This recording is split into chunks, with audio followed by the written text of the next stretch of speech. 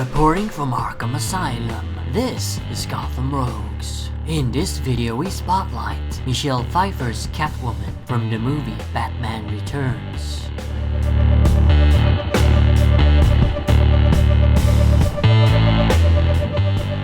It's another episode of Batman Movie Villains, the series where I take a look at all of the cinematic adaptations of Bat Rogues and give you my thoughts on how I feel they were handled. I'm going through the villains in chronological order, and now it's time for Catwoman, played by Michelle Pfeiffer in Tim Burton's Batman Returns from 1992. Just like it did with the Penguin, Batman Returns gave us an extremely different take on Catwoman than what we are used to. In the movie, Selina Kyle is the secretary to corrupt business mogul Max Schreck, who's played by Christopher Walken. Selina is a mousy, sad, and pathetic doormat of a person who lives a boring and lonely life in the dark, claustrophobic city of Gotham. One late evening at work, she accidentally stumbles upon records of Max Schreck's plans to build an illegal power plant that will hoard all of Gotham's energy. Unfortunately for Selina, Max catches her red-handed, and he does not take kindly to snoopers, pushing her out of a window. Selina dies, but not for long, as she's resurrected by a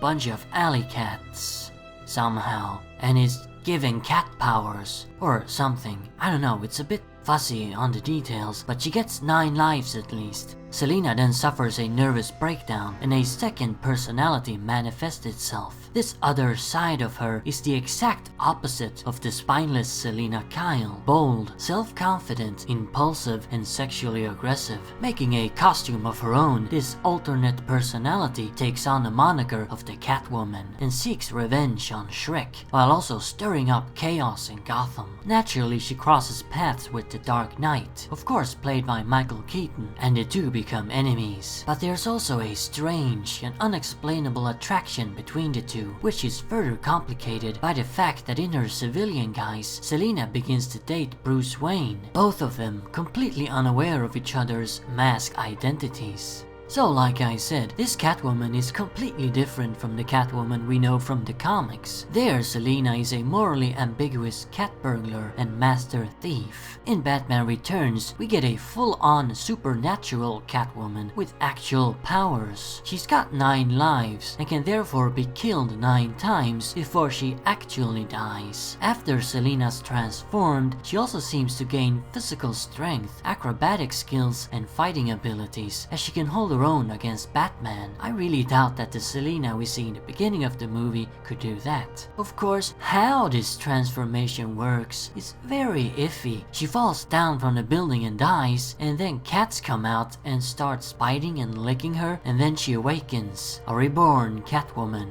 Just what exactly happened there? Were they magical cats? Radioactive cats? It's never explained whatsoever, and that's probably the biggest gripe I have about this movie and this Catwoman. I know Tim Burton can get pretty weird, but come on, we should have gotten some sort of explanation. What's also extremely different with this Selina Kyle is the whole split personality thing. It's almost bordering on Two-Face territory. She's got one side that's meek, withdrawn, and spineless, and then the Catwoman side that's crazy, fearless, and violent. It's like her inner desires and frustrations manifests themselves into another personality. And when she is that other person, Selina can let go of all of her inhibitions and do whatever she feels like, such as destroying Shrek's department store and dancing around on rooftops with the Dark Knight. Things her cowardly personality would never dare do. This Selina is also not a thief or cat burglar. She's mainly motivated by getting her revenge on Max Schreck, and all the other chaos she causes is simply bonus enjoyment. Like I said in my Penguin video, changing a character can be both good or bad, and in the Penguin's case, I thought they had an interesting concept but didn't execute it very well. Catwoman, on the other hand, was handled better. Yeah, it's really far out there, extremely different from the source material, and at times makes 0 sense, but for this movie, in this universe, I think it mostly works. The Penguin was was just pure evil and therefore uninteresting, but Catwoman and her split between mousy secretary and psycho feline fatale is quite interesting, especially if you compare the two villains of Batman Returns. You will most likely find that Selina's story is more compelling than Oswald's. There's some depth there, and we can sort of relate to it, as most of us have at some point been disappointed in ourselves or our life situations. That's really what this Catwoman is all about. The everyday nobody who has no courage to just do what she actually wants. Catwoman's relationship with Batman, a very important part of the character, is also portrayed very well. It's established and well spelled out to us by Batman himself that the two of them are the same, split right down the center. By day they play their roles, and by night they put on their masks and become who they truly are. This really makes them perfect for each other. They're maybe even a better fit than their comic counterparts, because this Batman is a bit of a kook.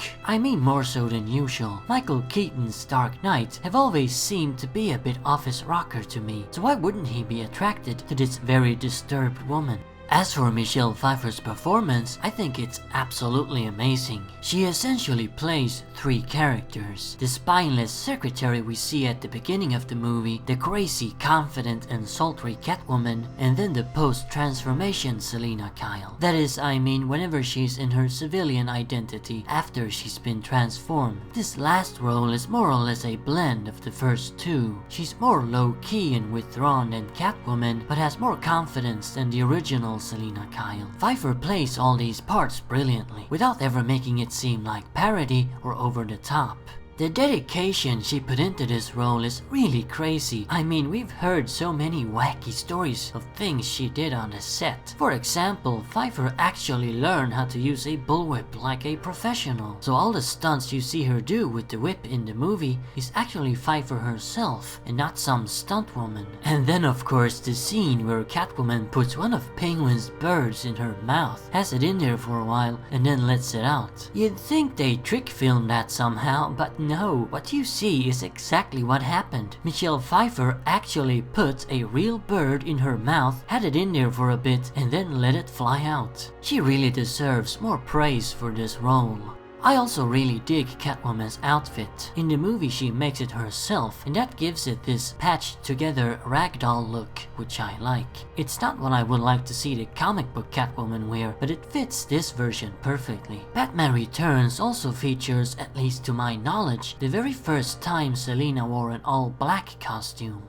So, in conclusion, this Catwoman is about as inaccurate to the source material as it could possibly get. But it's a fascinating and very well executed alternate take on the character. I can definitely see though why a lot of fans don't like it. My advice is view it as an Elseworlds version, and then you might enjoy it more. Next up in Batman movie villains, we'll be taking a look at Tommy Lee Jones's Two-Face from Batman Forever, so stay tuned for that. And remember, Arkham Asylum awaits you in the next video.